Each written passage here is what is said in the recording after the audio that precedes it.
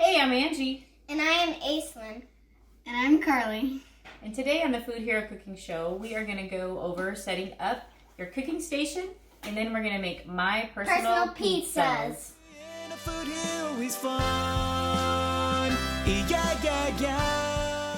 All right, so the first step, as always, is washing hands. And so we're going to go over that a little bit more in depth today. Super important before you start cooking to wash your hands with warm, soapy water for at least 20 seconds. We're going to make sure we scrub all surfaces. So fronts, backs, all the way up our forearm, and then we're also going to make sure that we get inside our fingernails too. So girls, we know that we need to wash hands before we cook. What are some other times that we need to wash? After we go to the bathroom. After you go to the bathroom is good, and actually it's good to double hand wash after you go to the bathroom. So in the bathroom, and then once you get out to the kitchen to cook again. That's called double hand washing. Oh, after you're done eating, you wash your hands. After you're done eating, you usually wash your hands? I don't. You think of other times? Yeah, I know. After you're done playing outside. Playing outside, maybe playing with pets. I know you like to ride horse, right, Carly? And then another rule here. Feeding chickens. Yeah, same sort of pets. When we cook, remember, and I've talked to you guys about this a lot, if you touch your mouth, your nose, your eyes, your hair, or you sneeze or cough while we're cooking, what do I make you do? Wash your hands. Wash again. Yeah, so you get sent back to wash again. So, with that said, I cannot emphasize enough how important hand washing is. It's probably the number one thing as far as food safety that you can do to make sure that no one gets sick. So with that, let's head over and start our hand wash. With that good stuff, recipes that kids love. It's hard to get here. Okay, we're clean. And the other thing I want to point out is when you're drying your hands after washing, always make sure you're using a clean towel or you're using a single-use paper towel. Very important to keep your hands clean. All right, so before we cook, some of the main things we need to do, which we've done, we need to make sure our hair is pulled back. You should not have any hair touching your shoulders. No jewelry, watches, anything on your hands or wrists that could get into the food. And so we've removed all that. You can see my nice tan there from my watch. Having a trash can close by is always helpful. And then a towel for wiping up spills. And I do want to point out too, if we have spills that involve meat, poultry, seafood, or raw eggs, you definitely want to just wipe those with a single-use paper towel because those can cause some extra contamination. So really important. So before you start to cook, you want to make sure that you're checking with the adult in your house for permission, okay? So either they're going to be there to help you, or they're going to feel like you're okay to be in the kitchen by yourself. But it's really important to check with an adult in your household first. Then we want to start by reading the entire recipe. And I had these girls do this ahead of time, so they've read through the entire recipe. And one of the things that we saw when we read through it is that our oven needed to be preheated to 400 degrees. So we already did that, all right? So this is just one reason why it's important to read through the entire recipe. The other reason is you want to assemble all your ingredients before you start, because you don't want to be in a situation where you really want to make something and you start and then you realize you don't have one of the ingredients that you need. That doesn't work out very well sometimes. Once in a while you can sub in other things, but sometimes it doesn't work well.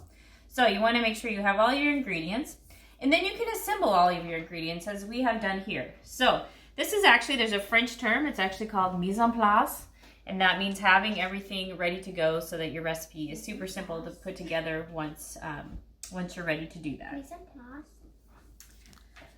All right, so we are making my personal pizza today. I'm gonna let the girls go ahead and do that. Now I wanna point out we do have meat, which we've pre-cooked, okay? And meat is one of those potentially hazardous foods. Now, if you had a recipe where you had raw meat and you had to cut it and it also had vegetables, you always want to make sure that you are using separate cutting boards for your raw meats and your vegetables, or that you are washing your cutting boards and your knives and everything with warm soapy water in between. I also want to point out today that we started with a clean surface. I washed the counter under here, and then we put a clean tablecloth on top. And this tablecloth will be laundered after we're done today. We don't want to reuse that because there could be spills that could cause contamination. If you have a table covering that's more of a plastic cover, you can wash that with warm soapy water afterwards to make sure that that's sanitized. So we have our sausage here today. We've got olives. This is one of the other things that I want to point out. We knew we needed a can opener. We opened our olives when we were getting everything ready. A lot of people don't realize this, but you should wash your can opener before and after each use every time, because contamination can happen there. So a lot of people just use their can opener and throw it back in the drawer.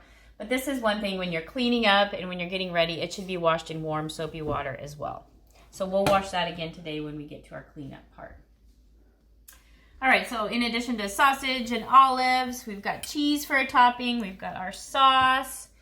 We have some Italian spice. So the girls have the option today. This is not on the recipe, but it's just one of those things you can add, of just adding some Italian seasonings. And when you do Italian seasonings, we put some in, I put some in a bowl so they could just measure out a little amount. If you're making a recipe that calls for a certain amount of spice, like cinnamon, nutmeg, cloves, or oregano, you always want to measure that in a separate bowl. You wouldn't want to measure that over the bowl you were mixing it in, or you could accidentally end up with way too much spice. So that's a tip for things like salt as well. And then we also have some fresh basil here today that can go on our pizzas as well.